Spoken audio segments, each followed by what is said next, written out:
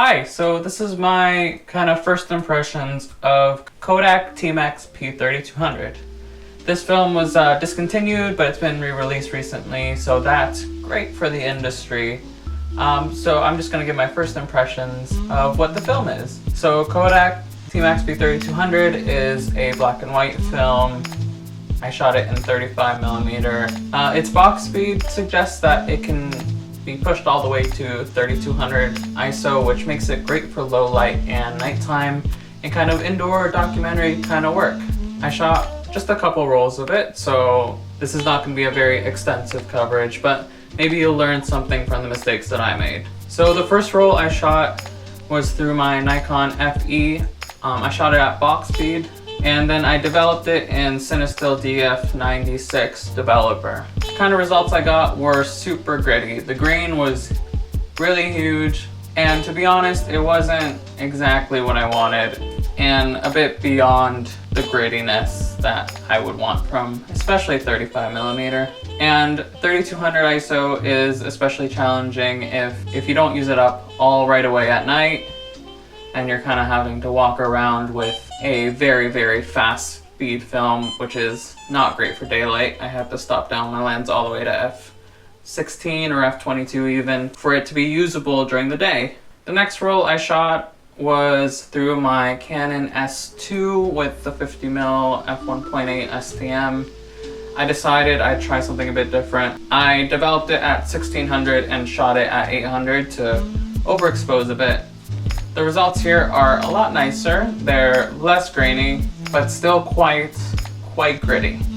Still kind of beyond what I would consider usable for myself personally. But the tones overall were nice. It's not too contrasty. It's all there. You don't have to edit it a whole lot. I don't think it's great to label a box of film 3200 if it's really not realistically going to be all that useful for actual 3200 speed film.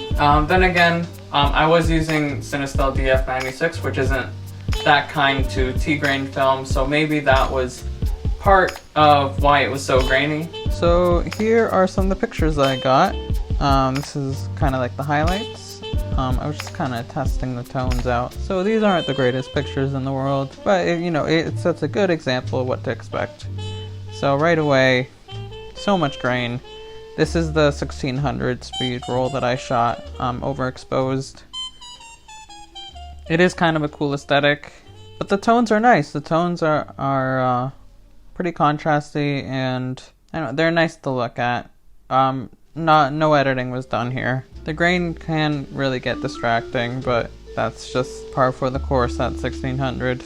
There's some really like deep blacks in these shadow areas, which is nice, but sometimes it's hard to get more detail out of the film. Here's some indoor shots. This is kind of where you'd want the film. You can really document what's going on in like your own personal life inside.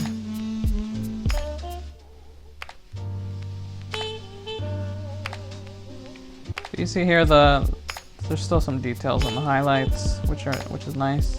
So it's definitely a look you want to be intentional in getting. That's for sure. So those are just my first impressions. I think further testing has to be done.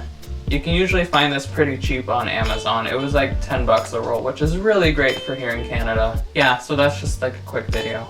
That's about it.